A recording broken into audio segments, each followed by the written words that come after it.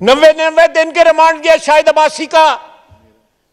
इसका ये मेरे साथ जो बैठा हुआ है, इसका 90 दिन का रिमांड, 14 महीने इसने जेल काटी। बेटी ने जेल काटी, मरियम ने। वजीर आजम जो है वो मेरा हमसाया था, वो रोटी मुझे बेचता था, रोटी नहीं पहुंचाते थे मुझे। हमें बताया जाता है कि इस मुल्क की हाकमियत किस तरह करनी है। इस मुल्क की जड़ों के अंदर, इस मुल्क की बुनियादों के अंदर जो है पॉलिटिकल वर्कर का खून है। यह सियासी जद्दोजहद की वजह से यह मुल्क क्याम हुआ था। पाकिस्तान बनाने वाले जो है वो इमरान खान के की तरह कुछ स्पॉन्सर्ड लोग नहीं थे। और आपके सूबे में तो बड़े बड़े ड्रामेबाज, रंगबाज हैं। वो वैन के आगे फोटो खिंचाते हैं और साथ ही जो पतली गली से निकल जाते हैं और सारे जाके जेल के आगे इकट्ठे हो जाते हैं।